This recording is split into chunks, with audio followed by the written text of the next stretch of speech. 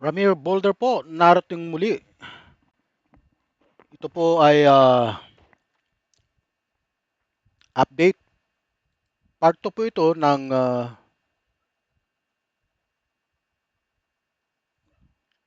yung sundalong nag-withdraw ng support sa ating Pangulong BBM. Ano? Ito po ay si Colonel Odi Munggaw. Ha?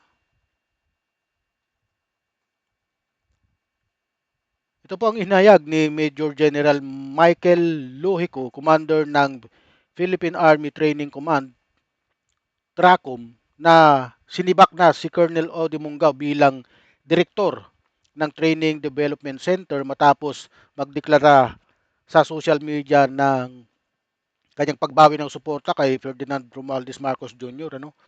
Tiniyak ni Luhico na umarangkada na ang masusing investigasyon sa ipinost ni Munggaw na nasaan niya ay kasalukuyang naka New Year's break status. Ayon pa sa Tracom chief, ilang ulit niyang tinangkang tawagan si Munggaw subalit hindi niya ito makontak. I am respectfully withdrawing my personal support to Mr. Ferdinand Bongbong Marcos Jr. He has lost his moral ascendancy to lead the armed forces of command, armed forces of commander-in-chief and government the Filipino people as President of the Republic.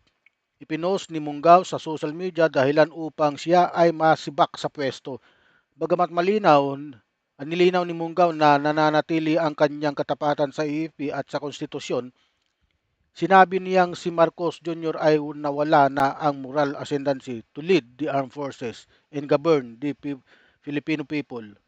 Ito sa totoo lang malaki ang pagkakamali nito ni Odi Munggaw. Paano mong nasabing nawala ang moral ascendancy? Ha? Ikaw, Kernel Munggaw? Paano? Dahil nga sa pinagbibintangan siyang adik? Bangag? May pruweba ka ba? Saan yung pruweba mo? May nakita nga akong picture nitong Munggaw na to, nakasama si Chavit Singson eh. Ito, sigurado ako na may kaakibat ito eh. Na may bayad siguro itong mga ito. Kaya sila, ipinagpapalit nila yung kanilang length of service sa mga ganito. Siguro na-compute na yung magkano magre-retiro siya, magre-retiro siya ngayon, na-compute na. Tiyak yan, binayaran itong mga to. Ha? Hindi lang natin alam kung sino ang nagbayad dito upang mag-post sila ng ganito. At para may makuha silang simpatya. Pero ito ang sasabihin ko sa iyo, Kernel Bunggaw. Hindi sapat ang ingay sa Facebook. Ano? Para baguhin ang direksyon ng bansa. Hindi hawak ng isang kampo ang AFP at PNP.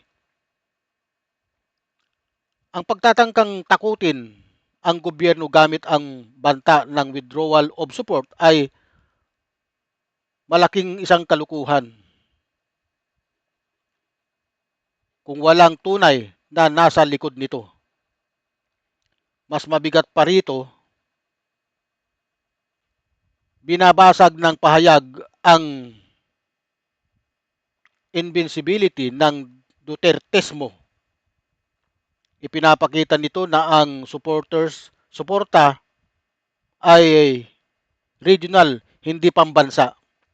At ang idea ng rebellion o ko ay hindi lamang delikado kundi katawa-tawa kung walang lehitimong suporta mula sa mamamayan at institusyon.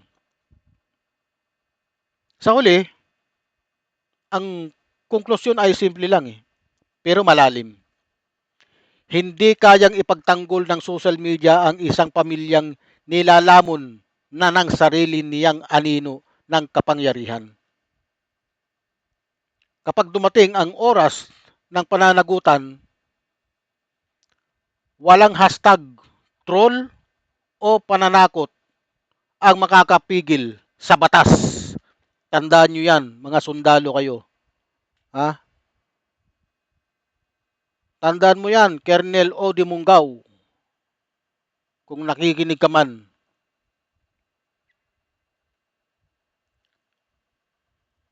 Sapagkat masyadong komplikado itong ginawa mo, ewan ko kung sinong nasa likod mo.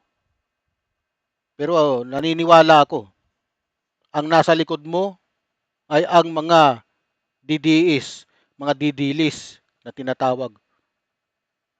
Hindi natin alam. Pero ako'y malakas ang paniniwala ko. Ano? Mga ayaw ang mga taong gustong magpatalsik kay BBM ang nasa likod mo. Okay? Huwag niyo pong kalimutang i-like, subscribe and share ang aking YouTube channel, Ramir Boulder. Pati na rin po ang aking Facebook page. Huwag niyo pong kalimutang i-follow. Salamat po.